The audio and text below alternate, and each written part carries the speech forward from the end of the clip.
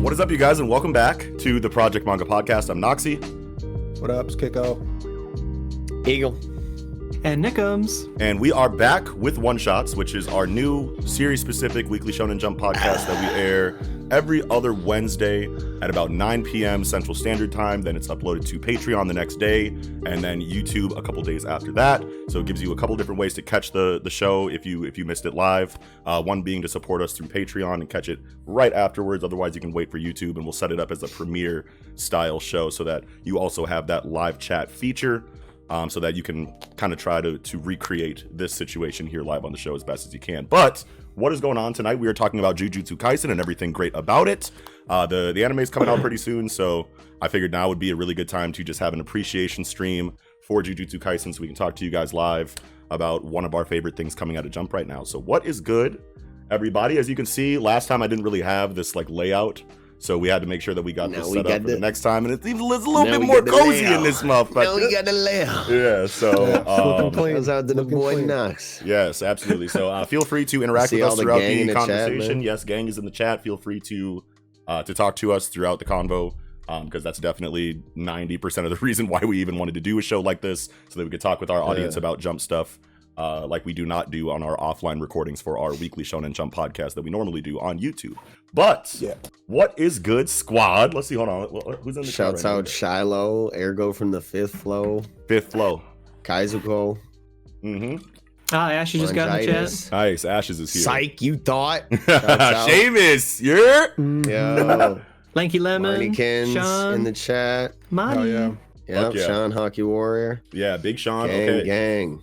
Awesome. So, as far as like Jujutsu Kaisen goes, this is something that Ashes. like I feel we said Ashes already, but Jujutsu Kaisen is like probably my favorite thing coming out of like Weekly Shonen Jump right now.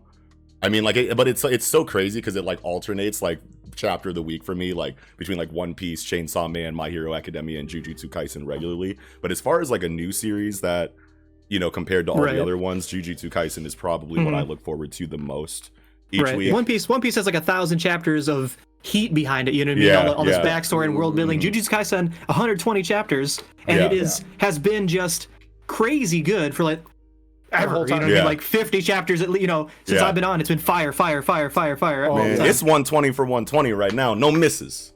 Right. Yeah. Yes. But yeah, I don't know. We're just gonna barrel through our appreciation for the series as far as what we love about it, all of our favorite concepts, characters, story arcs, whatever, and then, you know, maybe even some future of the series talk, you know, depending on how time goes with you guys. But probably, I don't know, just to start the conversation off, one of my favorite things about Jujutsu Kaisen, I feel like, is, where do I want to start with this? Dude, I love the female character dynamic inside of Jujutsu Kaisen. Like, I feel like it's something that you don't see too often inside of shonen stories, just because there's so many like comedy tropes and just like tropes in general that like have been used and have been known to be successful historically. So like whenever a series like comes out and like decides we don't want that gag, you know, we don't want, you know, that those cringy, you know, fan service female designs or, you know, anything like that, like it just makes it feel better that the story is just filled with a bunch of fucking badasses, dude. Like no one's in love with the main character. Yes, you know what I mean? Christ. Like everyone. Nobara joins up and she's like, "Oh God, these two, like they're so gross." It's like, yes, thank you. Yeah, right away. It's literally like no, you don't have, you know, independent female characters that start off amazing and then end up, you know, falling in love with one of the main characters or one of the male leads. You don't have any female characters that hang on any of the male characters. Shit, they don't ever ask for like to be saved. You know what I mean? There's not a rescue arc. You know what I mean? Like it's literally, they might save the fucking male characters half the time. You know what I mean? Right. Like, you never know how Gege would handle it. But I feel like that's just one of my favorite things about Jujutsu Kaisen because it's so refreshing inside of the landscape. I feel like so. Maki, I mean, just reading I was gonna say the prequel, like so since she's the failure of the Zenin clan, you know, she's she was called that by Geto, and Yuta overhears it, and she's like, "You want to know why he called me a failure, right?" And he's like, "I guess, sure, you know."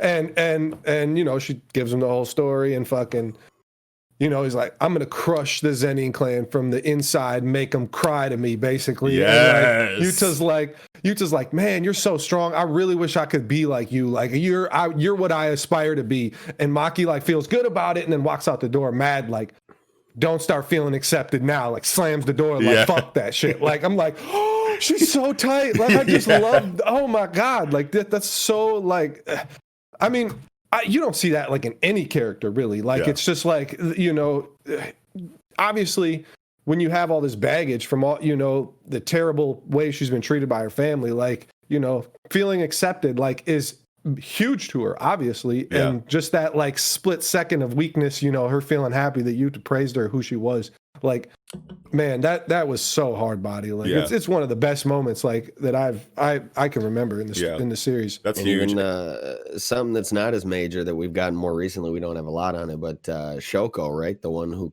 she's the only character we know that can use the reversal Jutsu Shiki to heal other people. Yes. Right. So And that's so cool when you introduce new level concepts, inside of the energy system, and like a female character, a secondary female character that isn't on screen all that often, is one of the only people, if not the only person, that can do it. It's really cool to see shit like that. Yep, she's the only one who can fwoosh and fwish. You gotta have that. And I like when mangaka give female characters dialogue or actions that historically you like male characters or like dominating male characters do. Like, I was just talking about it on the timeline when we were doing this 26 days of Jujutsu Kaisen, like thing on Twitter, and it was like favorite panels, and I'm like thinking of all my favorite panels, and I remembered like in chapter 7, fucking Nobara like kills like 50 fucking curses, and then hey, thanks for the sub, man, appreciate you. Oh yes. Oh wait, actually. Hey, no, K-Dog, this is a returning sub. K-Dog is shouts returning for the Kyle second month. Fuck yeah, dude. With Thank the you. Twitch Appreciate Prime. that. Thanks, Hell Mike. yeah. But yeah, when Nobara like kills all those curses in that very first arc in like chapter 7, and then like it pans away from her for a while, and then it comes back, and you just see all the like the dead bodies of the curses, and then one of them's got her like hemmed up by her leg, and her dialogue isn't like, "I'm so scared, Itadori, come save me." It's, "I'm gonna remember all of your faces, and when after you kill me, I'm cursing the fuck out of all of y'all, dog." I was like, oh my God. I was like, this is how it's gonna be in Jujutsu Kaisen. I was like, fuck yeah, dude. I was like, give me all of that shit. I was like, that is like, what a thug, bro. Marty has an interesting thing in the chat here. We need more femme curses. That's really interesting. I think we've only seen like one, right? Yeah. That very first one. The Queen of Curses is Rika. The Queen of Curses. Oh yeah, we have Rika from the prequel. Sure. Yeah, absolutely. And then I think the only other one that was kind of like built like that or resembled something like that was that special grade that they fought in that very first arc, right? I remember it having that kind of body type, skinny, I guess. I don't know. I wouldn't necessarily call it feminine. No. Yeah. I mean, I'm talking about like in the design. Like, I'm pretty sure it had like boobs. You know what I mean? I don't know. I'd have to go back and look. I don't remember. But regardless, only one or two. We need more. That's not that'd be tight. That'd be tight. Yeah, definitely. Especially with like Ringu type shit. Like you'd expect something like that in Jujutsu Kaisen. At some point. Yeah. Going back to Nobara though, man, I feel like she doesn't get enough credit, and I feel like I see like too much Nobara disrespect on the timeline just because she like underperformed, quote unquote, in like one fight so far. And I feel like when that happens, when you're following a series, in the chat right now. Like when you're following a series like week to week, and it's entering like a really hype time, you're looking for performance from every character that you stan or that is stannable. You know what I mean? You're like, okay, what is Itadori gonna do? What is Megumi gonna do? What is Nobara gonna do? And you have all of these amazing showings, in these hype moments. And then like when something like that happens with Nobara, you just completely forget anything her character had done beforehand. Like she isn't one of the only characters to actually use a black flash on screen in the fucking story. You know what I mean? Like she didn't fucking kill Kechizu and fucking and whatever the other brother of I'm surprised you is. remember that one. I was like, but that was right. As soon as you said it, I was like, that was right. I can't think of the other. It's like 2 syllables, I think. But anyway, like she was a fucking total badass in that fight, bro. She's fucking stabbing herself with the hairpin. She's got like the fucking like curse on her that like is just nothing but pain every time. And, like, you know, no matter like every time she moves, like every second it's like a dot, like damage over time on her or some shit. And she's fucking like grinning and laughing maniacally through that shit while she's like killing these curses, like taking pleasure in it and shit. It's like you don't fucking see shit like that all that often in the, you know, in the secondary like female, you know, main character in like a shonen series, dude. Nobara's got a bunch of fucking cold-blooded ass moments, and then you have characters like Mei that get introduced like it combat wise like way later in the series and just show the fuck out. The whole timeline was lit when Mei was doing work, bro. That shit was fucking awesome. Yeah. Hell yeah. Yeah. Yeah, and to have a character like Mei, so it's like we have Maki, who is physically strong. Obviously, she you know is Toji light, and like to have Mei, which was so great that she is a full-on Jujutsu sorcerer. She has her technique, her bird bomb and shit. Like she has a whole, you know, but it's still based around her physical prowess too. Like it's just it seems like all like. There isn't fragile women in this story at all. No, like, not at all. They're all hard body, and like even the ones that like like Nobara is one to like her curse technique is more of a caster type. It can be. I mean, she's just versatile. I mean, it can be, you know, physical, but like she doesn't feel like Mei type. But still, she's still going to like physically perform as well as any of the male characters do. You know, it's just good that you have Rock Lee type characters that are, most of them seem, you know, like it's like Mei is clearly, or not Mei, Maki is clearly our Rock Lee here, you know, and Mei is like, I want to liken it to something that's like physical, but like it's kind of like close to like a one of the other hand-to-hand users, like a high taijutsu user, but still, you know, it's different for Mei because like she is like raw physical, like capability first, and then she has the bird bomb as like her ult. She doesn't have like a mid combat, you know, like jutsu shiki. She just fucking like axes you to death, and then if that doesn't work, she'll send the kamikaze bird at you to finish the job. Like that's like, you know what I mean. So she's still kind of like that, but we'll see more. Obviously, her fight is coming up, right? Like it's happening right now in this in the story. It's just it's been on the back burner for a long time. You know. Her versus Brain-kun, you know, what are we going to see then? You know, like a lot of people think she's getting off screen, and the next time we see her, she's just going to be like out of here, and like Geto's going to be like, you know, her and Yui, you know, her and Yui, you know, it's like Gege don't play like that. I know, right, dude? It's like, come on, man. It made me a little bit more credit here. Yeah, I'm sure she's not getting off screen. I'm very confident. Has anyone been off screened? I don't know. It's such a rare thing to do, I feel like. Yeah. Generally in a story, right? Yeah, that's a really good point, though. In most stories. I feel like it's a bad assumption to make that someone's off screen generally. Yeah, I agree. Yeah, I mean, unless it's One Piece. Yeah, unless it's One Piece. One Piece, no one ever dies off screen. It's like not dies, but you see conflicts that like start on screen. I thought you were saying people think she's died. Oh yeah, off screen. Yeah, and I'm saying no way. That is what we're saying, but like also the fight has been off screen as well. Yeah. I mean, flashbacks can happen, but right. Yeah, and then just talked about the minx possibly being off screen. You know, like it's Oh, that would actually be pretty cool, but Jujutsu Kaisen. Yes. Well, I don't know. What are some of you guys' favorite things about the series, man? I think something that we praise often, and something that is one of my favorite things because it gives me a real Naruto vibe, you know, is the fight choreography in this series. You know, it's super high fucking level fight choreography, and I just can't even wait to see what the anime looks like because of that. Because I feel like anime fights are going to be so cold, like it's going to be like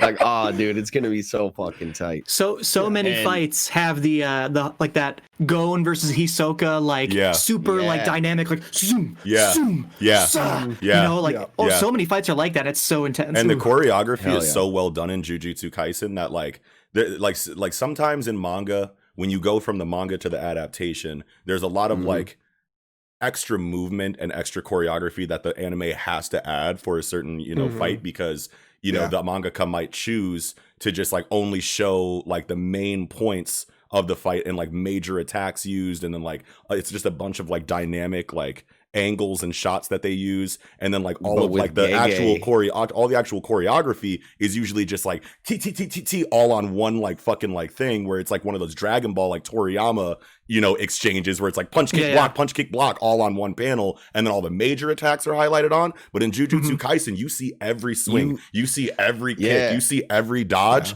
So like they're like, just like, you know, Hunter x Hunter, if you read Gon versus Hisoka in the manga and then go watch it in the 2011 adaptation, it's literally shot for shot, like from the panels in the manga to the adaptation. And that's because so the choreography is so lit in that fight. Right. We're going to get like shot for shot adaptations of these fights in the anime, and it's going to be ridiculous, bro. That's just how good. I was gonna say, like, as you're reading through it, the way Gege does it, it just feels like, as you're reading through the manga, at least me, I'm thinking ahead, and I'm like, I feel like I know exactly what this scene is going to look like, because it just flows so perfectly. Yes. Yeah. That's like a huge props to Gege, that like he is doing the choreography in the manga, and then when you go to the anime, there's no need for them to make up choreography, to make up scenes, make up moves. We're just going to get pure pure manga, you know what I mean? I bet studios love when they see shit like that. They're like, oh, I don't gotta, like, what? It's all right here. It's the blueprint right here. Then the quality goes into, you know, just mimicking the exact what's going on, and not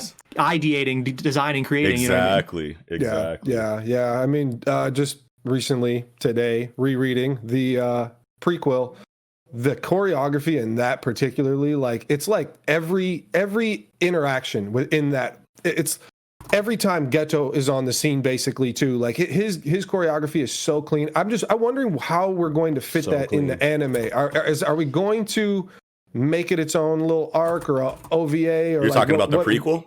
Yeah, I was just talking about that on the timeline. I asked the question. I was like, how would you guys rather see the volume 0 of Jujutsu Kaisen adapted? And I asked, like, I said, personally, myself, I could see it happening in a couple different ways. Either we're going to get an OVA for it, completely separate from the anime, or we're going to get a movie for it, completely separate from the anime. But personally, I feel like it would be best if we got like 2 episodes dedicated to it, either before Hidden Inventory Premature Death or like right after Hidden Inventory Premature Death. Because if you do it right before, then like that's when I read the prequel, which was I found out about the prequel like right as it was going into Hidden Inventory Premature Death. So I read that and I was like, oh shit, this is really fucking cool. And then I read Hidden Inventory and I was like, wait a minute, this is Geto, that's the dude that's rolling with Mahito, this was his boy back in, like, you know what I'm saying? And I like, and it was like really, it hit really hard right in the front of Hidden Inventory. But considering the flow of time, then I can see it being, you know, story, Hidden Inventory Premature Death, prequel, and then into the Shibuya incident, or pre-festival rather, going into the Shibuya incident. So I could see it. I would prefer if they integrated it into the anime as best as they could, because I feel like when you have separate media away from the anime, it's easier for people to ignore. You know, I still haven't seen any of the My Hero Academia movies.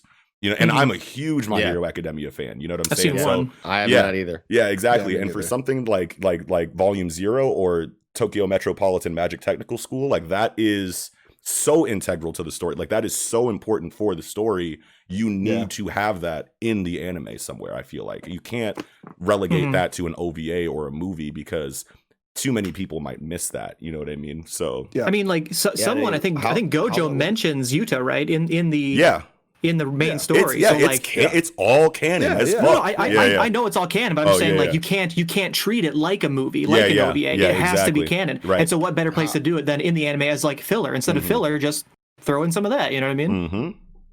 Well, and how long are the chapters? I know there's only 4 chapters. Are they like what? They're like 45 pages, 45 to 55 pages. So I mean, 3 to 5, not even 3 to 5, maybe 2 to 3 episodes. You can fit that in and just get a nice little, you know. And I don't think anybody would give a shit. You know? Right. Yeah. I People mean, would be grateful if anything. Yeah. You can literally put that. I mean, I agree with Noxie, because that's when I read it too. And it just fit well. It hit so hard right there, didn't it? Like, if you read it before, you might forget a lot of that shit by the time you get to hidden inventory. Yeah, not at the beginning. As long as it might be a little off-putting because it's like, oh shit, these people. You know, you get in 2-3 episodes, you're like, oh shit, these are the people we're rocking with. All of a sudden, well, that's what I was gonna say. It has to be all of a sudden Yuji. Right. Anytime after really Geto, though. Yeah. As long as we've already seen Geto in Jujutsu Kaisen, the main anime, of course, you know, you could put him in. You could do it after like Mahito and Yuji fight. Like you could do that like the first time, like that. You could put it really in a lot of places, and I'm sure it would work well. But I just agree with Noxie because that's when I read it and it felt it felt perfect right there, didn't it? It felt like those were just regular chapters of the story at the time. Like it didn't feel like I deviated any. I didn't lose any. Yeah, exactly. I never lost any steam. It just flowed just perfectly and I feel like definitively like after hidden inventory, premature death, because like I was saying, because of the flow of time, right? So you have the flashback going into Gojo in school, and you're like, oh fuck yeah, we're getting the fucking Gojo like origin essentially. Oh, this is his homeboy Suguru. Oh damn, that's the dude that's rolling with Mahito. So wait, when did he go evil? Oh, okay, you get that in premature death, and then you see him at the peak of his evil, like at the peak of his like, you know, dastardly plot or whatever inside of the prequel. And then you go into, you know, pre-festival Shibuya incident. And then you see the culmination of that plot, like come to, you know, for it's just like one grandiose story inside of the story. You know what I mean? I just feel like that's going to be the best way to do it. Yeah. What would 2 core? What does that mean? Two core is like a 26 core is episodes basically. A core is 13, 12, 13. Yeah. So 2 core is like the 24, 26 episodes. 24, 26. Hell yeah. It's like a French term. It's like a I think 6 month French Japanese or it's term. like a 3 month. I think 1 core is like 13 or 1 core is like 3 months, right? Because you get so they're not even starting off with like the 12, 13 episode feeler. They're going right in. Yeah, because they know it's gonna be cold, bro. Yeah. It's selling very well in Japan. Like, there's no reason it's not going to be successful. Adam D. Blair, thanks for the follow, man. Appreciate you, bro. Oh yeah, hell yeah. Oh, thank you. Yeah. Yep. But yeah, I mean, when your manga is selling that well, I don't think they got to worry about if the anime is going to do fine. Exactly, you know, like you got tens of millions of units in circulation. You're outselling some of the top runners in Weekly Shonen Jump. I'm pretty sure it's outselling Black Clover regularly before it's even got an anime. That's disgusting. Of course, they're going to go balls to the wall with the adaptation. Like, I mean. You get Mappa, you know. It's Mappa, dog. It's just free. Stop free playing money. with me, what is bro. Black Clover? Piero. Piero is Black Clover. Yeah. Don't want that. Whack ass Piero. Nope, don't want that. Fuck ass Don't Piero. like that. No, thank you. Of course. Nick. What do you like? What's one of your favorite things about Jujutsu Kaisen? We can't have this conversation without talking about the villains. Yes, you know what I mean? bro. Yes. I mean, like, let's just, we've already mentioned him. Let's start with Mahito. I mean, like, even in Chainsaw Man, there's not a human devil. You know what I mean? I think the idea of a human curse is just so original, so fresh, so it's just so cool. And like how his abilities work. Like, oh, he can grow body parts. He's just sick. I could go on, you know what I mean? But tell me what y'all think. Yeah. Well, just going on your point of like the human curse aspect. If you guys remember one of our recent Weekly Shonen Jump podcast episodes, we had a guest, which is a really close homeboy of ours named Mello Yenis. Mello actually commented on one of our recent episodes, our most recent episode actually, and he made like a really cool point about Mahito. Let me see if I can find it real quick. He said, "I love Mahito. The humanity curse is usually hiding in places like movie theaters, schools, subways, and photo booths. I don't even think he's aware of it. It's just natural to just go into human areas. He gravitates to human areas." Those. And I was like, damn, bro, like that's so cool because like that's one thing that we were talking about like when we were discussing villains on the Weekly Shonen Jump podcast is like there are characters like inside of the villain group like Jogo, like Hanami, like Dagon, whose personalities reflect the element relatability that they're associated with in their curse. You know what I mean? Like Jogo is clearly a hothead. Hanami's just like, it's all good, man. Like, chill out, bro. You know what I'm saying? And Dagon, his emotions fluctuate just like, you know, waves and tides. You know what I mean? So like you can see him really cute, chibi, calm daggone, like, hey, what's going on, man? I'm just part of the group. It's all good. And then when he turns into fucking Cthulhu, it's like a fucking tidal wave. You know what I'm saying? So completely different, you know, change in personality depending on, you know, like how the tides are. And I just think that that is like such amazing, subtle, you know, like characterization that Gege gives, you know, their villains, because it's like, and on top of that, they're so relatable. Like they actually feel like people a lot of the time. I liken them to like when I did a thread, you know, like a comprehensive, you know, like Jujutsu Kaisen recommendation. I did one on Twitter. And when I got to the villains portion, I likened them to, I basically said, like, imagine the dastardly, you know, incorrigible, detestable, like, nature of the League of Villains inside of My Hero Academia, and then splice it with like the down-to-earth, chill, like homie vibe of the Phantom Troop inside of Hunter x Hunter. And that's basically the villain group inside of Jujutsu Kaisen, because these motherfuckers, you see them in scenes where they're not just talking about taking down, you know, like whatever their dastardly plot is. It's not, you know, like they're hanging out, they're playing fucking board games, they're playing fucking card games, they're having like real interactions. Yeah, and you get a look into each of them like individually and who they are like as a person or as a curse, I guess. You know what I mean? Like, but they just feel like motivations. Yeah, you like, get their motivations. Hanami's talking about like they're destroying the forest and shit. You know what I mean? It's like, even in there, we are. Their insecurities too and shit, like where Jogo, you know, for one of the first sights we see in the series is him getting sunned by Gojo, obviously, and for the whole series that affects him. And later on, he's like, oh shit, I am actually strong as fuck. But it was just because I got whooped by this dude. I was like scared to really activate subconsciously. And Sukuna called him out on that. He was like, bro, you're still tweaking about Gojo. You have no chance against me. It's Sukuna, baby.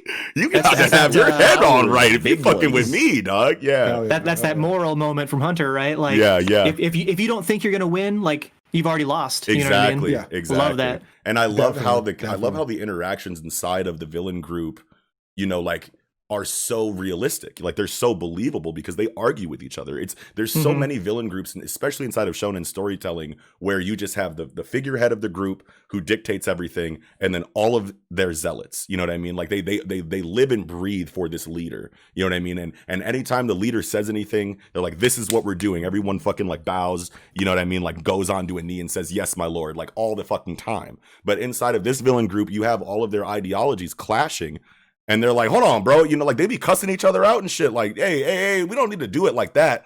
Give me the fucking prison realm. I'll go get Gojo right now. You know what I'm saying? Like all that kind of shit that you see. And it's like, it just creates such an incredible dynamic where you're like, okay, wait a minute. Are these the main characters? You know what I mean? Like, you're like, I don't even care about where everybody else is at right now. Like, give me more of these guys just interacting.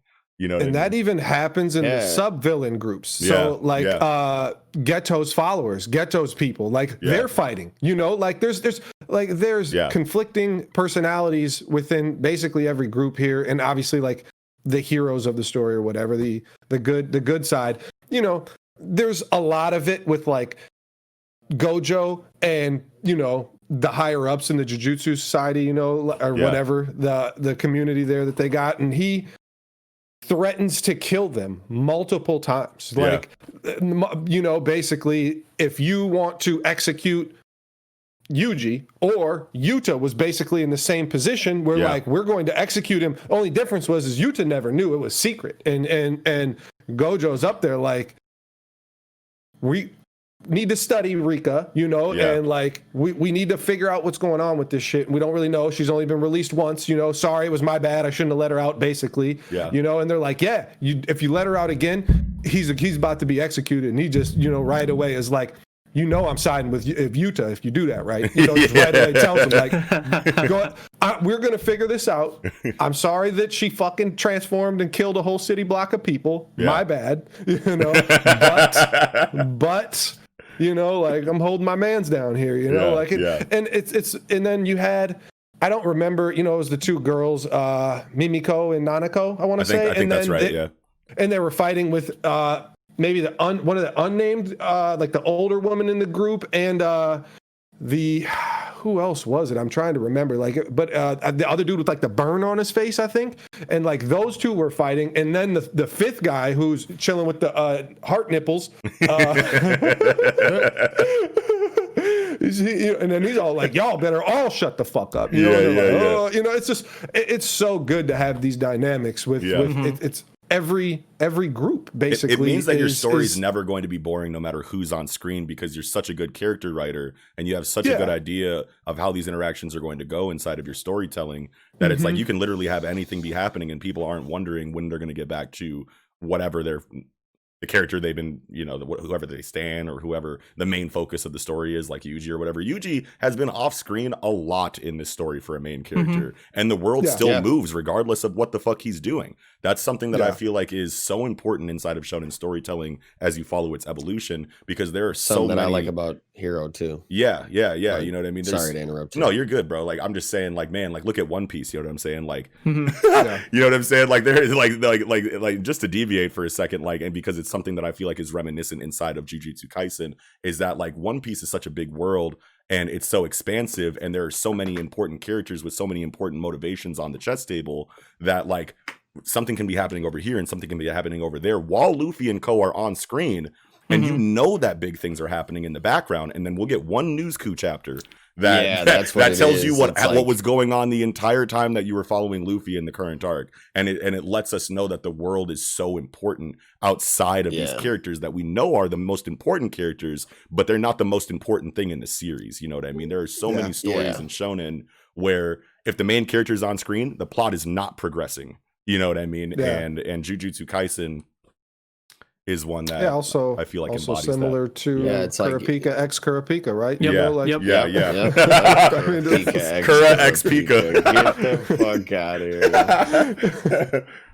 But yeah, it's when you have that, you're totally right. It's like if you have to sit and constantly follow the same character forever, it's static and stale. Like it's just you can't it's hard to keep, you know, attention to. It's like, okay, well, this is just rinse and repeat every single time, basically. I mean, it doesn't have to be that, but certainly like mixing it up with different, you know, areas and different characters in the forefront helps keep it like fresh and interesting. Yeah, definitely.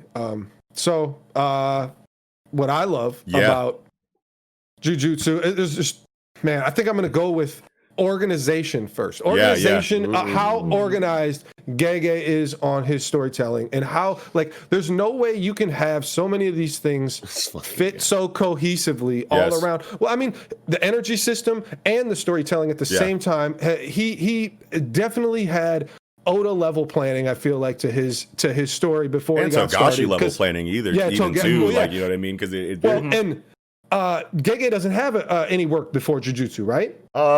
They tried a couple different one shots before. So you have like number 9, and then you have like another like one that like got canceled, or maybe. But it's not like a Yu Yu Hakusho under your belt to warm up. Exactly. It's not like that. It's just a couple one shots that never made it. Yeah, and that's you know, like Oda, you can clearly tell this was his life work that he was working on the whole time he was an assistant on Rurouni Kenshin, and he was planning this whole fucking grandiose story. And his you know, is a different approach still to what Gege does, because Gege's is more like rooted in like firm rules. Obviously, we don't know them all with the energy system yet. We're getting them at the right times to get them. You know, nothing has been contradictory. Like anywhere that you look in any corner of the internet, you never find something that's like, I can prove this is wrong in this chapter here. You know, like, you know, like you don't have to make up anything. Like Pell said, there was only 5 flying devil fruits. You don't have to make up anything in your mind to justify that. Like Pell is just an idiot, and he lived in the fucking sand world. Characters can be wrong. Is we know what? All right, I'm not. Hey, you were about to bring up that. There was an episode of the Weekly Shonen Jump podcast before Nick came on, long before Nick joined, where we got into this argument with Kiko. Said, all right, name them. Yeah, he was like, there's definitely more than 5 flyers in One Piece, and I was like, no, well, you weren't stuck. You weren't stuck, but like you tried to start naming like non-winged devil fruit users. Yeah, and I was like, well, maybe he's just. I was like, every Logia is a flying fruit. So what the hell are we talking about? Because I was like, well, maybe he's talking about flying Zoan fruits. Yeah, I was like, maybe he's only talking about winged. He didn't say Zoan. You're right, but no, he doesn't say Zoan. He definitely doesn't say. about anything but zone. Well, right. That's the point that I was trying to make. Are you a bird? He's like, yeah, there's only five flying flying devil fruits. But that was funny. That was funny. Let's go back to Jujutsu Kaisen. Yeah. And actually, real quick before I did. He named 5, and then after 5, he was like, he couldn't name them. Because you were trying to get me to name. I know. I called you. Doesn't count. No, I know. It's like, get the fuck out of here. I called you out. I know. I called you out on the spot, and it was just a funny ass moment. But before we go back into Jujutsu Kaisen, I want to address the chat because I see a lot of like really interesting things in the chat that I want to talk about. Yeah, some good shit in there. So like Static of Wakanda. Funny. So I want to see how the non-big name clans in the Jujutsu sorcerer world feel and interact with the inner politics. This is a really cool thing that we definitely need in the series because right now it's like Kamo dudes in suits. Yeah, well it's we got Ichiji. Yeah.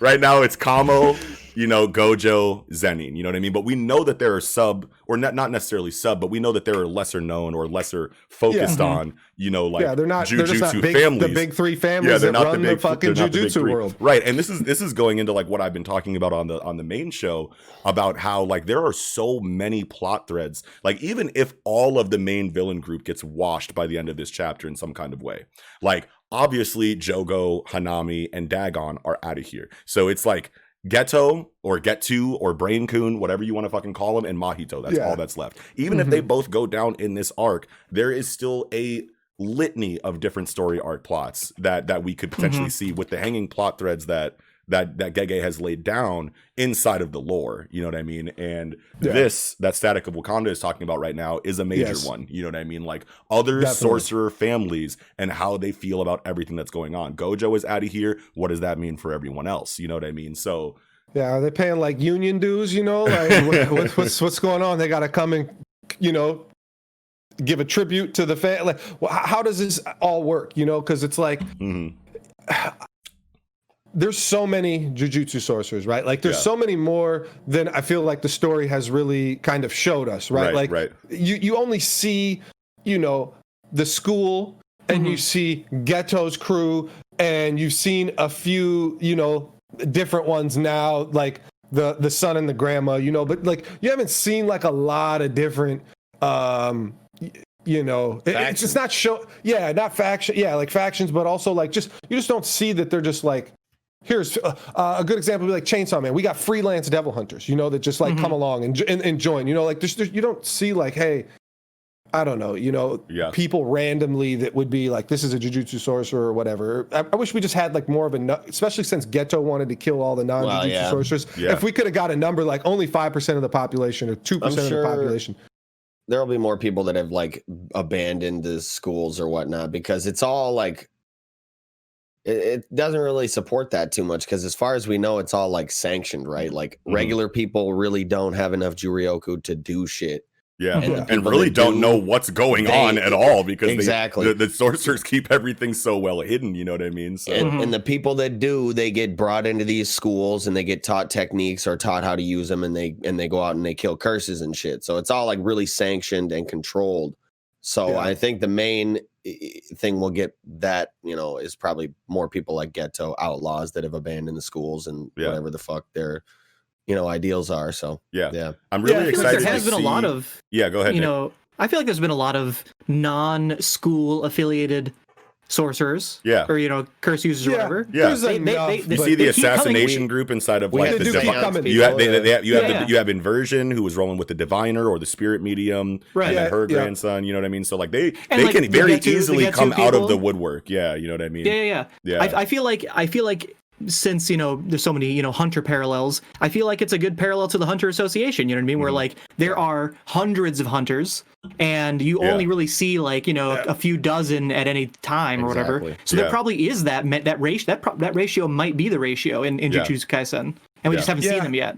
It always felt easy to gauge like the hunters, how many there are roughly, just because you get to have the hunter exam right away and see how many like contestants or whatever for the exam, and the voting and the voting arc the voting arc, definitely a whole fucking arena full, so you definitely felt, but it's like you see Geto find the two girls, Mimiko and Nanako, like in this fucking random rural ass village getting beat the fuck up because they're curse users and shit, you know, like, and how many of those types of people are out there, you know, like I feel like there's just kind of, I think there's more than maybe it was just me that I just felt like, man, there just isn't too many because like the class size, right? You got 3 people in this year, 4 people in this year, 3 people in this year, and there's only 2 schools, you know, Kyoto and Tokyo. So like I felt like, okay, if there's only like whatever 25 kids in each school through years 1 through 4, and that's probably being generous, that doesn't seem like that high of a number of jujutsu sorcerers in the world. But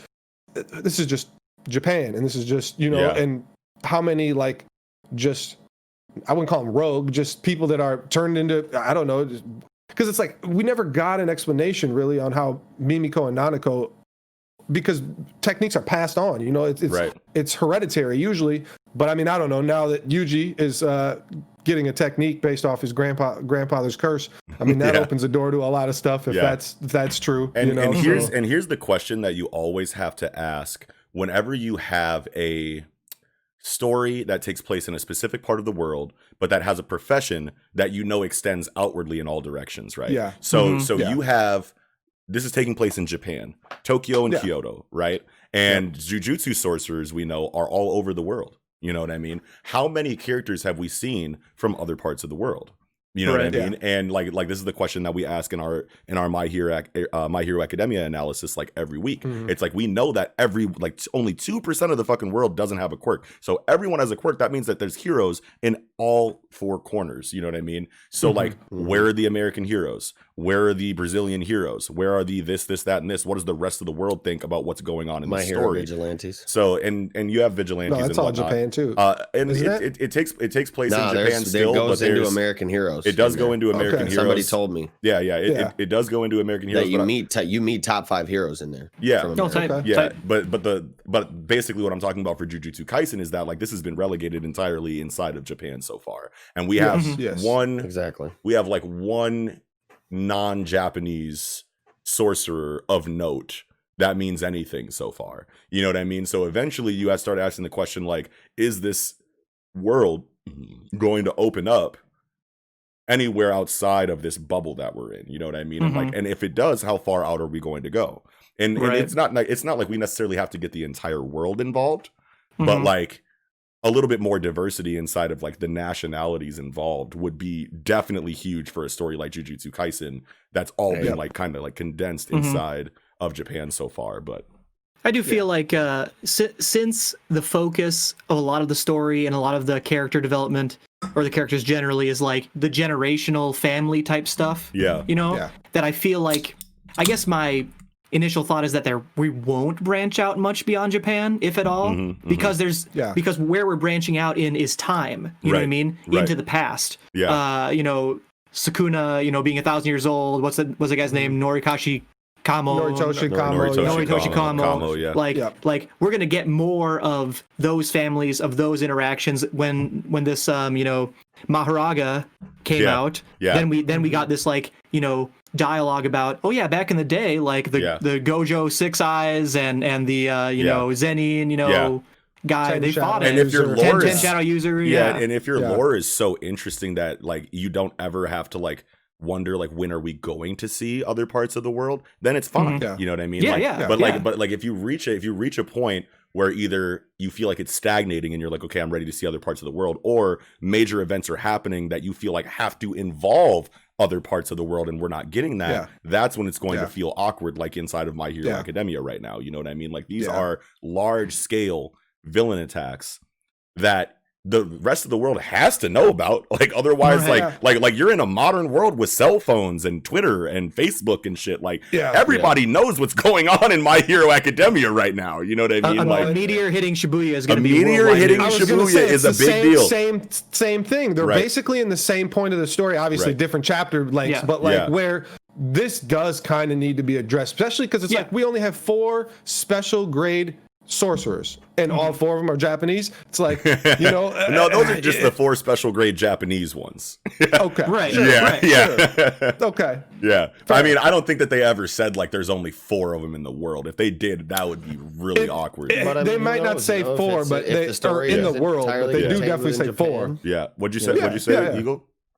I was just saying, like, if you know, who knows if the story is entirely contained within Japan. That's, you know, it is what it is. Gege could pull it off. Gege's got so much I fucking crazy shit going on to where you can also write in that because of Japan's like superstitions. Superstitions. Yeah. All and their Shintoism and stuff, like they believe in like these spirits more, and so it originated here, and it's just now kind of maybe escaping the island of Japan. You know, so like that. That's a great point. That is a really good point, dude. That could be written in there well. So I'd be fine with that. But like My Hero, it's just so different because it's like all for one and one for all. You know, both in Japan. They say 80% of the world's population is born with quirks. 80%. Yeah, exactly. Right. So, I said 2% doesn't have quirks. Like, don't quote me on that. That's obviously hyperbole. That's hyperbole. Yeah.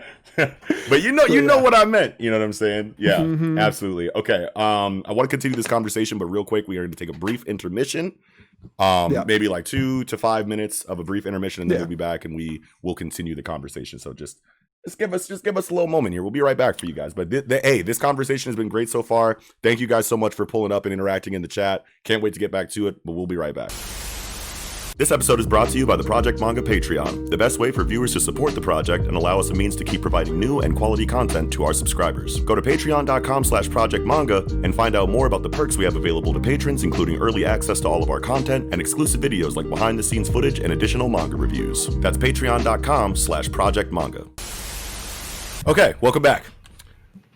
Jujutsu Kaisen appreciation. All right, thank you guys for pulling up to the conversation tonight. Thank you guys for interacting. I definitely want to address the chat before we go into more of our thoughts. Yeah, for sure. There's so much good shit in the chat right now. Interesting things that you guys have been saying, but we've been kind of getting in our bag, kind of heavy.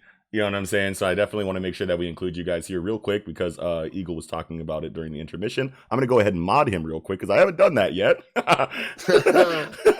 So let me go ahead. Silvers on Twitch brought up an interesting point in chat where like there's a huge hole in the defense system of this of these schools of sorcerers and shit where like they don't have really a lot of contingency plans for catastrophic shit happening because they relied so much on Gojo. You know, that was the contingency. That was.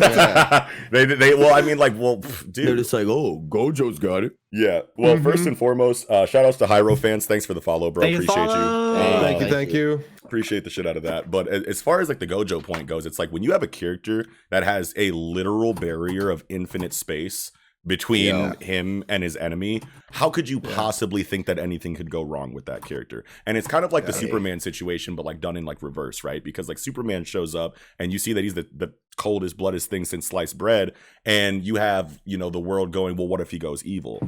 But like, and they're like, what are we going to do about that if this dude's really not on our side? But then you have a character like Gojo who represents that kind of like same thing as like a opposition deterrent inside of his world, and everyone just throws all of their faith in him. You know what I mean? They're like, fuck it, this motherfucker is invincible. He's a god. We don't need anything else. You know what I mean? It's just Gojo. Fuck it. And then all of a sudden they hit him with that cube, like, and they're like, well, and it's so unique. And then everyone else in the world is like, go. He's out of here. Time to start wilding. It's like summer in cold weather states. Soon as the warm weather hits, it's like we're fucking getting arrested now, baby. Let's go. but no, Gojo being a deterrent, like we're saying, basically from from corruption in the government too, or the government of the system. Because Gojo will pull up to the board meetings like red, blue, purple. Don't forget. All right, continue your conversation. But red, blue, purple. Just don't forget. But I'm here. You know what I'm saying? Nobody wants a purple. Fucking just erase. I'm just gonna erase your ass. Shit, nobody wants the blue, man. He'll. You got a shitty teacher in school. Gojo's at the PTA meeting too. Like, what's cracking? Let's talk about this. You know what I'm saying? That's just such like very unique to this story. I feel like where he's literally the everything. Like where it's like Superman don't get involved in like fucking politics. He ain't running for mayor. Where fucking Gojo, he's involved in politics, but he's definitely not running for mayor or president. I mean, maybe in some story, but Gojo is the Jujutsu governor of Japan, like the prime minister of Jujutsu Japan. Like he's gonna make sure, even though he doesn't actually make the decisions, he's just whatever. I'm gonna kill people making bad decisions, though, for sure. So in terms of Gojo, right? And like we get this Gojo flashback or whatever, and love it. Obviously it's an incredible arc or whatever. Yeah. Don't tell me we wouldn't be so thrilled to have a Sukuna flashback. All these old family flashbacks. Like you could do a flashback of any of these old characters back to back, and I wouldn't even care. Get Yuji the fuck out of here and give me all of this. I don't even give a fuck about One Piece flashback. Like coming. Yeah, exactly. Well, I'm glad you mentioned that because somebody in our let's see, who was it? Let me scroll. Kaneki Young said, "What if there's a secret clan that they have to face in the future? Here a future arc, like oh my god, like a resistance of some kind that's like stayed under the radar the entire time and doesn't want to be known. Yakuza clan was wiped out. Oh my god, exactly, bro. but not wiped out. You know what I mean? Yes. Yeah, for sure. Like that's man, that fits so perfectly, and that's definitely where we can go. After Shibuya, like I would be fine to have somebody. It's a different antagonist group for a little while, and have two fucking like totally separate antagonist groups with different fucking motivations for because. I mean, I fully expect Gojo to get out of this shit, right? Like, that's what we expect, but it doesn't need to happen that way. And that's what's so cool about the situation, right? Is that like it could go either way, and we know the storytelling is still going to be equally as compelling with him or without him. You know what I mean? And like while we're on like the subject, like dude, there's so many potential future plot points that can be hit on just with like the relatively vague like information on the lore that Gege has given us. You know what I'm saying? Like I'm thinking about all kinds of future plot points. You know what I'm saying? I'm talking about like, what if we get like a history of cursed items arc? You know what I'm saying? Like that would be cold-blooded. And I've been talking actually for a while. I don't know how often I've talked about it with you guys, but I've definitely mentioned on the timeline and in certain group chats that I think it would be really fucking cool because I don't think that they specifically said that it is not this way, but cursed items in general, we know are imbued with Juryoku, and then they get these effects. Yu-Un or Playful Cloud or Roaming Cloud, depending on what translation you have, works the way that it does. We have the inverted Spear of Heaven inside of Toji that he used to get through the Limitless inside of the hidden inventory flashback, and that's how he reached Gojo in the first place. Yeah. But like, I have an idea, and I don't know if this has been confirmed in the series, but like, I feel like all of these cursed items, the effects that they have are Jutsu Shiki that people have themselves in the world. So we could see a sorcerer whose Jutsu Shiki, cursed technique, is the inverted Spear of Heaven. You know what I mean? And that would be drastic. The stream too. The stream? Did the stream cut out? We could see. Did the stream cut out? Oh shit. Yeah. Is it over? A little bit. It's back though. It's back though. I think it's back. Okay. Yeah, okay. We're good. We're in there. Did it ever cut out? Mine completely shut out. Yeah. It completely shut out. Did it ever cut out for the viewer? Has it always been good? It's good for me. Okay. But basically, I mean, I'll repeat it. Thanks, y'all. Thank you. Thank you for letting us know that we're good. Chats was so good. like for you guys, right? So for the panel here. So basically what I was saying is that like curse techniques, I don't know if we've gotten this information specifically in the story that cursed techniques are what give these cursed items or tools their effects, but we know at the very least that Juryoku is imbued into these items, and then they get a specific effect, like the inverted Spear of Heaven, like Playful Cloud. And I have an idea that I don't know if has been confirmed or denied in the lore, but I think it would be so cool if we found out that actual sorcerers held these techniques that are the equivalent of the effects that these items have. So there could be a character that has the inverted Spear of Heaven as a curse technique. You know what I mean? An ability that just negs any Jutsu Shiki that it runs into. Sure. That would be a ridiculous story arc to see just how these curse tools are made.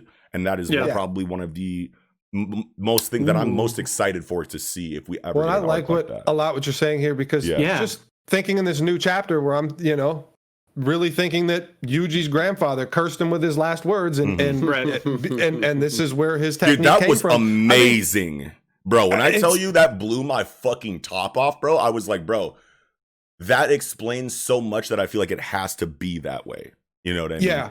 Especially because, I mean, people I'm sure are familiar that I've said multiple times that I believe Yuji and his family like were from a clan. His parents were killed, the last of the, shamans, whatever, sorcerers in his family. And the grandfather probably had a curse technique and was just like, nope, we're done. We're not doing this shit anymore. We're getting out of the jujutsu world. Yuji's going to be the first to not have it. Like, that was my prior theory, but now it feels like his grandfather just cursed him, with his words. Yeah. And like, is that how, like, that would make sense that because if a curse can turn into a curse technique, it's almost similar to like Yuta and Rika, even though Yuta's curse technique is because he's from like a relative of Gojo's, he's like a distant relative of Gojo or whatever, but he still is using, Rika as a technique, right? Yeah. Like, even though he couldn't really control it. Because basically the way it works inside of Rika and Yuta is that they were in love with each other. They didn't see that love through. Rika died abruptly before they were able to like really culminate that love. And it turned her into a cursed spirit because she wasn't able, vengeful spirit, a high ranking vengeful spirit, because she had so much regret in her heart when she died that she couldn't rest peacefully. So instead, when you can't move on to the next zone, you turn into a curse that lingers in the previous one. And she obviously is going to attach herself to Yuta, and Yuta regrets the situation the same way that Rika does, but he also has the regret that he feels that Rika feels the regret that she does. So it's like a cyclical, Juryoku like pool of like infinite potential because of that curse. Now, like Yuji and his grandfather makes all the sense in the world. When Yuji's grandfather died, he said, make sure you die in an honorable way, and make sure you have people that you love surrounding you. Now all of a sudden we have non-existent memory, or what Schnooty calls his technique, brotherly love, which I love, by the way. That's awesome. I love that, by the way. But either way, like, that makes so much sense for the last words his grandfather gave him. So if he did curse him with those last words, it makes sense that that is what his technique is. And that explains why Gojo, with his 6 eyes, couldn't see an innate, curse technique inside of Yuji, because it's supposed to manifest around 5 to 8 years old. So like, because Gojo couldn't see something like that in Yuji, naturally he would say, you don't have anything, but he was cursed. So also, the first time Gojo met Yuji, he had already eaten the finger. Yes. Yeah. So that clearly would be shining through when Gojo looks at him. He would be seeing, oh yeah, you fucking have Sukuna's finger in your stomach or whatever. Like you got it all in you. Yeah. Maybe he would overlook the fact that there is this deep down innate curse. You know what I mean? Yes. Why would he didn't think about that? Well, Sukuna's finger could totally block out. It's like jamming. Jamming. Yeah. And just the fact that like the non-existent memory scenes that we've gotten have been inside of Todo and Choso, where they imagine themselves around people that they love, totally coincides with what Yuji's grandfather's last words were. And that is, it has to be that situation that Kiko was talking about on the. So here's a question. Yeah. Do we know Yuji's grandfather's name? No, I don't think so. Because obviously, like, if someone was named Zenin, you'd be like, oh, interesting. Maybe this guy's a Zenin clan or whatever, right? Yeah, but like a grandfather, there's like 2 generations to change names. You know what I mean? So like he could be of some sort of family that we don't know about. He could be in one of these, these clans that was wiped out, quote unquote. There's so many options for his grandfather being a huge player in the world, but that just we don't know yet because we don't know his name. You know what I mean? Yeah, so real quick, just to address Static Abukandi said, what is the third clan name? It's Kamo, Zenin, and Gojo. So Kamo is the blood technique inheritors. That's where you see Noritoshi inside Choso. of Choso, Noritoshi Kamo, the young Noritoshi Kamo inside of the Tokyo school. And then you have Choso. They all use like the convergence, you know what I'm saying? Like blood manipulation technique and whatnot. And then you have the Zenins, obviously, with the 10 shadow users. And then you have Gojo, which is just Gojo by himself. But another really fucking cool thing would be if we got other Gojo clan members later on in the series. And I would love like a female Gojo to be the next Gojo that we see. She just comes in totally badass, maybe has the 6 eyes, maybe not, but definitely has Limitless.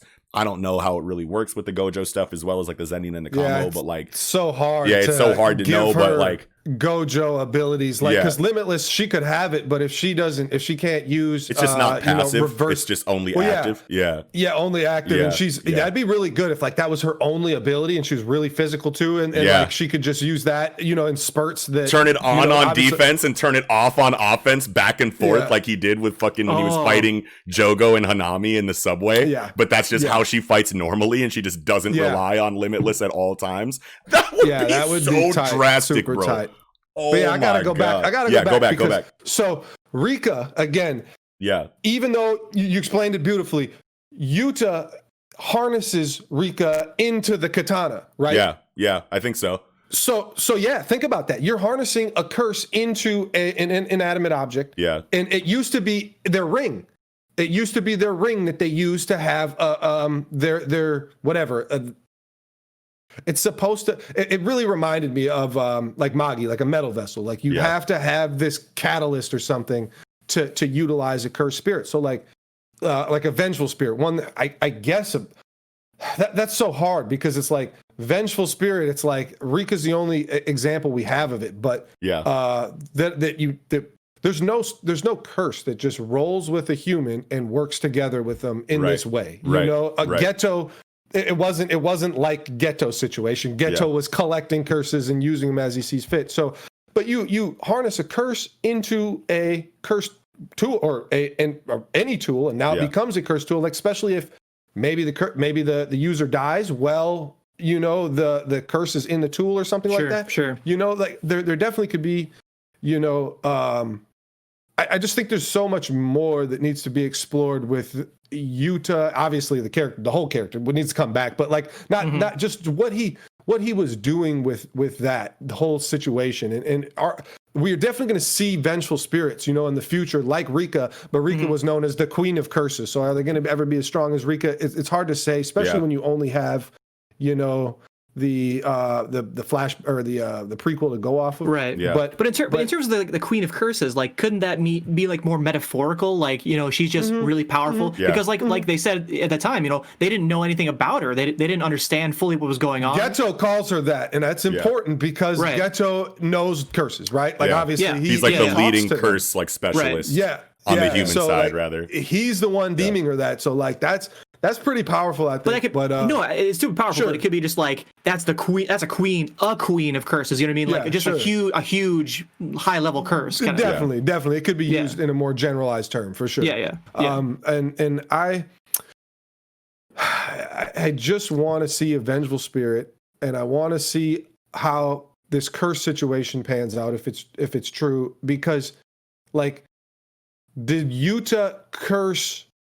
I know like both of their feelings are involved to make this vengeful spirit, but like, did Yuta say something to Rika that like tipped, was the straw that broke the camel's back, whatever, tipped the scale into their situation, whatever, the despair they're feeling, because it's all, based on their negative energy, like you said, that works in a like a ever spinning cycle of I feel bad for you, you feel bad for me, I feel bad that you feel bad for me, you kind of thing, So I mean, I know that's oversimplifying it, but but yeah, it's like a hamster that runs on a wheel that powers the fucking like light bulb, but the hamster never gets tired. So like, could Nanami have become a vengeful cursed spirit for Yuji if he cursed? Oh, yeah. Whoa.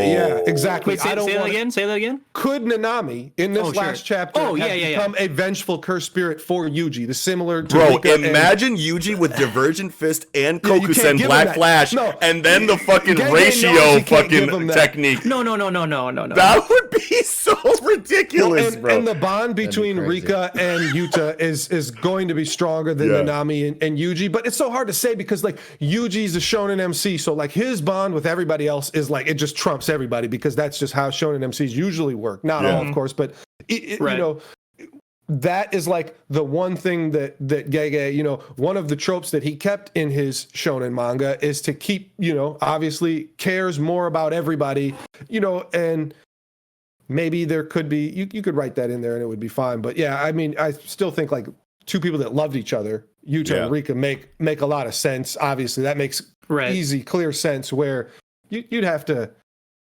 I don't know, write it out a little bit to make it work, I think, with Nanami and Yuji. But still, the concept, I don't think that could have ever happened or would have ever happened, right? Obviously, it didn't. Yeah. Right. But the concept of that, you know, if I curse him with what I say, and then I feel regret because I cursed him as I died, do I become a vengeful spirit because I just fucked my student up, basically? Right. You know? I think because of that internal, or you could say internal monologue, or with, you know, the dude he was saying Haibara or whatever, you know, he was looking at Haibara and talking to whoever. Like, certainly that dialogue implies that, yes, like, what he was saying, he was picking it very intently, specifically. He was trying to find the words to say to Yuji as he was dying to, I mean, you could say to not curse him, but you could also say, like, to bless him. Right. Like, so his last words were positive reinforcement. Yeah. So we could see positive energy coming into fucking Yuji right now. Even besides that, like, you could just say, like, what did he say? Like, you got this now. Yeah. You know what I mean? I'll leave it to you. Yeah. I'll leave it to not, like, that could just boost his his base level. You know what I mean? Just flat out. Like, you're just stronger now. You got this now. Yeah. So one thing that I want to like go into the chat for here, because they are bringing up something like really interesting right now, is like other kinds of curses that we can see later on in the series, because it is very reminiscent of Chainsaw Man in regard to like how curses and devils are born from, you know, cumulative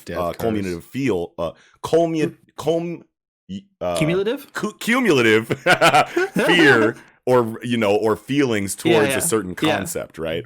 So like we have, you know, curses that have manifested in certain ways, like the forest curse, the volcano curse, the disease cursed and whatnot.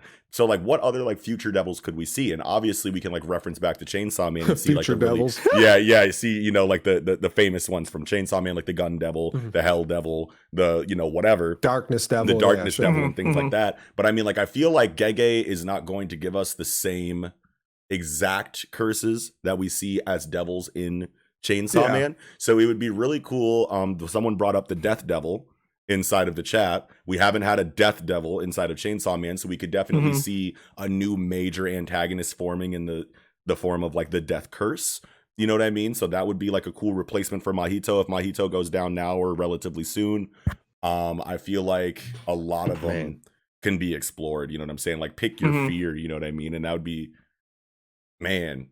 Like imagine how strong the smallpox curse was when smallpox is basically out of here. You know what I mean? Like it's under control worldwide. You know what I mean? Like and but the lingering fear of learning about smallpox in school and like old people, you know, like, you know, grandparents or whatever knowing about smallpox, that's enough to make a really strong special grade curse. Yeah. Something of a more modern, like, imagine the coronavirus curse.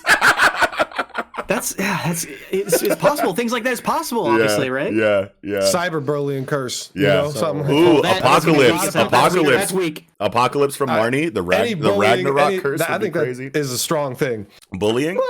Bullying. The bullying curse. You don't think? I'm not saying. I don't think most people are afraid of online bullying.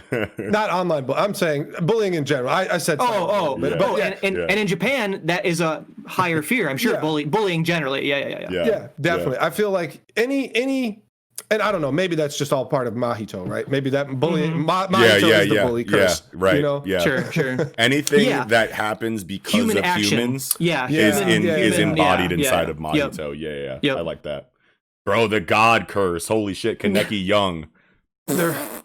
Imagine the God too much. Curse. Yeah. I know, it's like hold on, Apex Comics said I'm afraid of my baby mama X requesting $2 million child support a month. God. Yeah.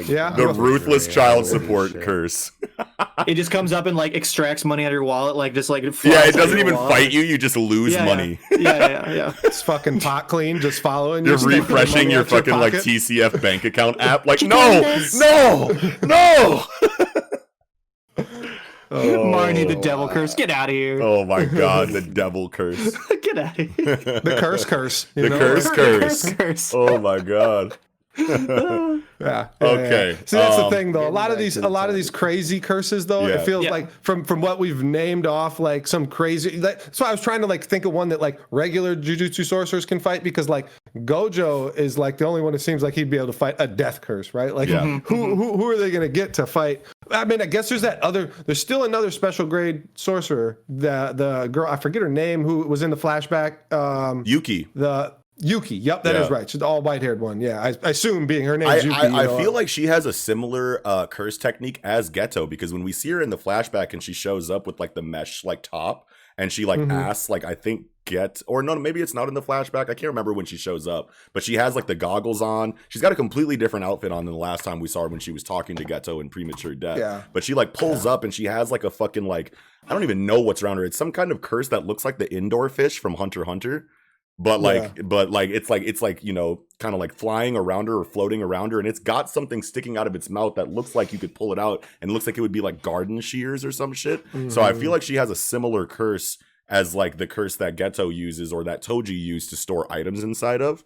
So she could be a curse manipulator type like Geto, in which case it would make a lot of sense that she would be special grade. But yeah, it's just didn't feel weird to have two of those, you know. But yeah, I mean, her name's Yuki. I mean, Snow, right? You know, you could, you know, I just feel like it would be a light-colored curse or something that's, you know, whatever. Yeah. Not so dark as, you know, I'm just going to fucking throw out big intestine monsters and shit. Well, we are kind of like probably trying to wind down now. We are getting close to that hour and a half mark. So as far as like final thoughts go on like a Jujutsu Kaisen, we have been like kind of like getting like heavily into like future theory inside of like Jujutsu Kaisen, which is totally fine. I mean, that's why we have the show, so we can talk about current Jump, fun as hell, you know, like stuff and whatnot, and which is totally fine. We've had amazing interaction from the chat. But as far as like final thoughts as to like why Jujutsu Kaisen is goated in our minds, is there anything else that you guys want to like leave off on the conversation with? Something else I really love about it is character design. Right. Yes. And I know we've talked about before, as far as clothing goes, when it comes to sorcerers, a lot of it's like really minimalist, but in a way it's really tight, where it's kind of like a school uniform / delinquent martial artist kind of feel. Dude. And then you got the really eccentric character designs as well, with like puppets and shit, and like Mechamaru, like you obviously got Panda and the principal's puppets and shit. Mechamaru is a really dope design. And then when it comes to the curses, obviously the character designs there are just fucking designs are undeniably incredible inside of the curses. Like there's definitely no complaints that anyone can have there. Exactly. But when inside of the human character designs, like when you're a part of the school, you all have like the same school uniform, but you trick it out in your personal way. I think that's really fucking cool. Yep. You know what I'm saying? Inside of Jujutsu Kaisen, I can't think of any other like, you know, school outfit stories that have really done it to that degree. So that's really fucking cool. But just like Yusuke wearing green when he's supposed to wear blue. Yes. Absolutely. But I think a lot of it comes down to how well Gege like differentiate or has diversity in like facial designs and hair designs, you know, because they're all wearing those uniforms. And even though there's diversity in the uniform styles, I feel like they still have it in the back of their head, like, okay, even though I'm like giving everybody a different look inside of their uniform, I should still probably make all of these people look drastically different in the face, make sure that I pay a lot of, you know, attention to what their hairstyles are, so that we don't have a character that looks like another character even remotely in the face and hair, which I think is an amazing attention to detail and forethought in your series. And only so many characters are like the school kids, you know what I mean? Like most characters are not school kids, and they all have vastly different outfits, which I'm a huge fan of. Like I'm really don't like it when like, oh, here's a Black Clover arc where everyone's wearing the exact same outfit because some sort of plot thing, like it's the uniform. It's like, well, great, it's also easy for you to fucking draw. We're going to the beach and all the girls have bikinis and all the guys have trunks, so it's it's like, oh, that's great. Even inside of a character like Sukuna, where it's two characters inhabiting the same body, Sukuna looks drastically different in Yuji's body than Yuji does. And when you have a situation like that, you might see that it's just like, okay, you have a demon living inside of your body, but like you're still the same person. But like when that demon takes over, your hair might go up or your eyes might get lower instead of wider. Right. Yeah. But like Sukuna, it's like you got face tats, you got eyeballs on your face, you have a completely different hairstyle, like the shoot back look instead of like, you know, the outward, you know what I'm saying? Like there's so many things that are paid attention to inside of like how different Yuji has to look like as Sukuna versus Yuji, that it's just like Gege has to have like a how do you do your story perfectly checklist compared to like the history of shonen storytelling and just going down the list like, okay, I did all of these things here this way. There's no way. Yeah, it definitely does feel like it. One more thing about what you said about Sukuna and Yuji looking, it's like Gege with his style is not, you know, it's not like the cleanest ever, you know, not we the talk most about detail, that, you know, but the face, it's not Horikoshi level of like facial, you know, whatever, just emotions, everything that you get, but you can really see just, even if there was no face tats and the hair wasn't changed, you could still tell Sukuna different from Yuji by all of the mannerisms. It's like his Yuji demeanor, always looks bright-eyed, bushy-tailed. Whoa, what's going on in the world? His eyes are always wide open. Like, whoa, that's cool. I'm learning something. I'm getting new information. He's always like, this is so cool. You know, like he looks like he's fucking tripping on something like all the time. But Sukuna got low-lid, stoic expressions, confident, regal. You just feel so many different kinds of person in his expressions compared to Yuji. It's like night and day.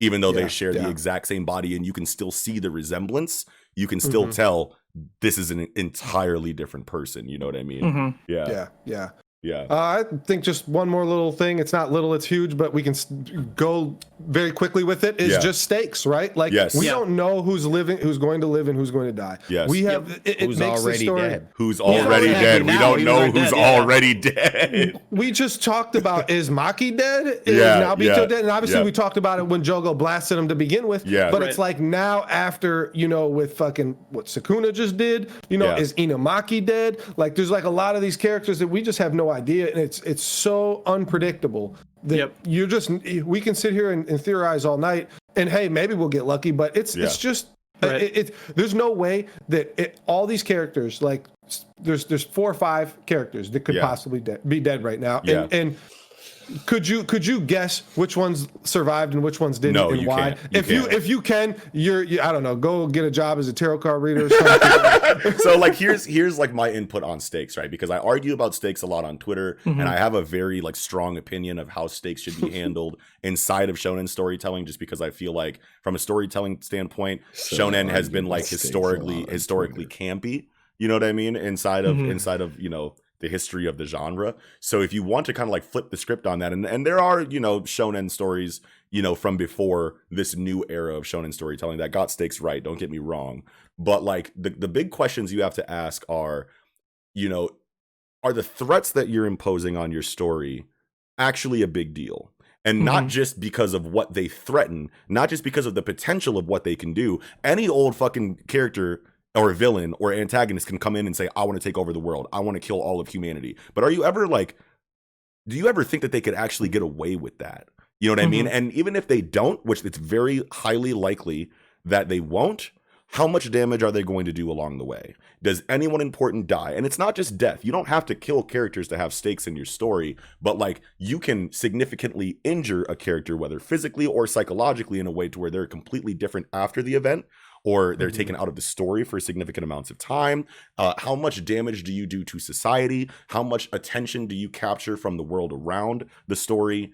Like, are they talking about it on the news? You know what I'm saying? Do you ever reference this crazy significant event where this threat, societal infrastructure broken? Exactly, like that's huge to me. Like that's massive. Definitely. And inside, even inside of like a personalized bubble of stakes inside of a story, when you have a character that has a very relatively one-dimensional fighting style like Yuji, I just punch you to death. You know what I'm saying? Like we know how he's going to win all of his fights on paper, but does the way that Gege writes those conflicts ever make us think, okay, maybe it's not going to end that way, or this character can't be beaten by just punching, so how is Yuji going to do it? Does it happen in a believable way when it does? Is it something different than how he's won his fights historically leading up until that point. There are so many things that can like make you question and like wonder, how is this fight going to go? If I don't know how the fight is going to end, you are writing stakes correctly. If you could have told me how Choso and Yuji would have happened before it happened, like to how it spills all the way into a bathroom. We got water exploding everywhere. We're kicking through doors, using like fucking water and fucking doors as like shield. Like there was like so many like it's Yuji's fighting I guarantee will always be interesting, and even if it is just all straight taijutsu the whole time, no matter what. Like and obviously there's technique with it too, but I 100% agree. It's especially like with this good of choreography. That's the thing. It's like you can you can have taijutsu battles, you know, where sure, you know, there's techniques being involved, but even Choso is highly, you know, physical taijutsu fighter, even though he has the broken version of Kamo fucking technique, because he doesn't fucking suffer from blood loss and can just use blood as he wishes, you know, like as long as you don't rely on like ultimate technique versus enemy's ultimate technique to decide the battle at the end of every fight, which is very easy to do in shonen storytelling. If you have a lot of other things going on in your story besides that, then you can kind of get away with it, because that's kind of how it happens in One Piece. But we know that One Piece has so many moving parts that it's like kind of fine. But like if you have a battle martial arts style manga, you can't have every fight, no matter how good your choreography is, come down to, all right, well, this is my last move. All right, well, if you're using your last move, then this is my last move. Guess who's going to win? The fucking protagonist. 99% of the time. That takes stakes away from that entire situation. You have to switch it up. You have to think of new ways to make your character win so that people are surprised when it happens, or you have to introduce stakes that make the reader question, how is the main character going to win the entire time until they do? That is just like my final word on stakes there, but for sure, definitely. So Nick and Knox, y'all are the last two. Last two for what? You guys got anything else? If you have any last words, that's right. Nick, I have one more quick one. Yeah, Nick, go ahead. The comedy is actually, you know, pretty prevalent, especially in the beginning. Yes. Yeah. Especially the scene. I was just reading this today, right? Like the scene where like Yuji's dead. Yeah. And it's about it's a Kyoto exchange arc about to happen. Yeah. And Gojo's like, and for the Kyoto kids, you know, you get some, you know, voodoo dolls or whatever you enjoy. And for the Tokyo kids, it's Yuji. Yeah. He's like, hey. And no one thinks it's funny, but Yuji and fucking Gojo are cracking up. I love that. And inside of the comedy, dude, another fucking super funny moment for me. There's a couple of them that I like to highlight. One is Gojo's like real world references. Like he's talking about fucking like Digimon and shit in class with fucking Geto while talking to the principal. He's like, I don't even remember what it was, but he like mentioned like Metal War Greymon like at one point inside of the fucking exchange. I was like, oh shit, I love Metal War Greymon. You know what I'm saying? Like Gojo, you're fucking awesome. Like shit like that. And then there's also the scene where it's like in between the Origin of Obedience and like the arc before, like right before they go into Origin of Obedience. And that girl who was like overweight back in the day, but like got like cuter later, had a crush on Yuji, and Yuji liked her the whole time, no matter what she looked like. And like before Yuji comes, like Nobara and Megumi are sitting down talking with her, and she's like, I have a crush on Yuji or whatever. And Nobara's like, so it's like that. And everyone at the fucking table is like, it's like that? And she's like, the girl's like, it's like that. And then they're like, Matt, hold on 1 second. And they go like text Yuji, like, you know what I'm saying? And then like you see the text message conversation, you know what I mean? And it's, dude, like that shit was so fucking funny to me, bro. I was like, oh my God, Gege has to just be a funny ass person in real life. Like this isn't like injected humor where you're like, okay, I should have a funny scene here because we haven't had one in a while. Like, no, you're just a funny ass motherfucker, bro. Like in real life, like this is comedy that feels so believable and so real and so relatable. Like, this is like probably happened to you in your actual life at some point in time, and you're just taking those real life moments and putting them in your manga. You know what I mean? Yeah. Hey, Shoko, you know, told us how to use reverse healing technique. You know, how'd she do it? Yeah, the flashback. No, it's just swoosh and he's just thinking. He's like swoosh and swoosh. Yeah, like what are you, an idiot? You don't get it? You just swoosh and fish. Are you dumb? And Gojo's thinking back on it like this is the worst experience. Like how am I supposed to figure this shit out off this? Like oh my God. Yeah, I don't know. The last thing that I'll probably talk about, just because I didn't really get a chance to back when you were bringing up consistency in the storytelling, continuity is something that is so important to me inside of shonen storytelling, because it is so easy to deviate away from what made your story great, because you want to, make your threats, more, you want, like, especially in stories like Dragon Ball or Seven Deadly Sins, where you have a power level or a number associated with your power. Yeah. Everything that's great about those stories went out the window once the power levels like started getting ridiculous, because now the mangaka is like, okay, the only way that I can increase the compelling nature of my story is by introducing the next threat with the highest number. It's all about shocking, the viewer with a higher number. You know what I mean? Like, what's will the next Kaiju 8 do this correctly? Yeah, like exactly right. It's like what's the next big number I can wow people? 9.1. That's a very small number. I can fuck with that number, because once we get to 10,000, the story's over. Right? Yeah. Exactly. You don't like we'll never get to 10,000 in Kaiju 8, right? Like, so it makes sense once you have fucking 20 million, 50 million, 100 million with fucking Dragon Ball, and like I don't even know if they like, honestly, I don't remember what the last power level in Seven Deadly Sins was, but it was pretty high. Yeah, like it wasn't a million or anything, but it was like Yeah. really big. But see, like when you rely on that, then jumped so high, so fast too. That's always the problem with those big numbers. Because they're just like trying the to wow you exponential with big growth numbers. It doesn't matter how big they are. It's just this guy is. I'm not going to say over 9,000, but you get where I'm fucking going. You know what I'm saying? Like, it's always like that. But when you have like continuity, the way that Gege handles it in their story is that they flesh out the energy system so well, but giving it to you in vague bits. You know what I'm saying? So like the threats always like scale with the understanding of the power system that you have at the moment. You know what I mean? So like the more you understand about the power system, then the bigger the threats get. And the threats correlate with your understanding of it. So now that we have this current level understanding of Juryoku, then we're going to see a threat that is relative to the level of understanding. I've said that like 5 times in a row now, but I just want to hammer it home that like that's how you scale threats in your series. You know what I mean? Then it doesn't get ridiculous whenever something wild happens, because you have a metric to reference back to that explains why it's that crazy. You know what I mean? Yeah. And that's why I feel like continuity is so important inside of shonen storytelling. And I feel like Gege had that in mind and knew that, and was just looking at the history of shonen stories and went, I'm not going to do it like this. I'm not going to do it like this. I'm not going to do it like Dragon Ball. I'm not going to do it like Seven Deadly Sins. I'm not going to do it like, I don't fucking know, Black Clover. And instead, I'm going to reference JoJo's Bizarre Adventure and Hunter x Hunter for my stakes and for my fucking power scaling, because these motherfuckers put that as like top priority. You know what I'm saying? Like, it doesn't matter that every new threat is a different universe ending one. You can have all kinds of different threats with varying degrees inside of your energy system that are threatening for different reasons. You know what I mean? And that is it lets you have storytelling that's like as you said, like it isn't like, oh shit, that guy's got a bigger number than me. I gotta train so my number gets bigger. It's like exactly. Let's have a strategic battle in an alleyway, or let's have a stratetic battle on top of a building. Where anything can happen regardless of number. Anything can happen. Exactly. Yeah, man. Yeah. That's all I got. Yeah, that's all I got too. But and we are at about the hour and a half mark. But this has been One Shot. This has been an incredible conversation. Thank you all so much for joining. If you did, chat, you have been incredible. I wish that we could get to more of your comments, but I feel like you guys have had incredible influence on this conversation, incredible input as usual. We have one of the best communities that I feel like I've ever seen inside of anime YouTubing. And anime twitching, whatever.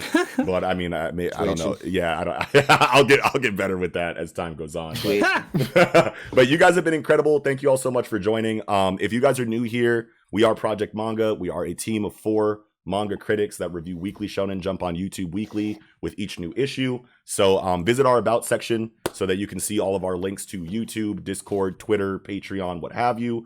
If you guys showed up late to this conversation and would like to see it, from start to finish, we will have it on Patreon tomorrow, and then a couple days later on YouTube as a premiere. So however way you want to consume that is up to you, but we definitely would implore you to consider supporting us on Patreon, because that keeps all of the wheels turning.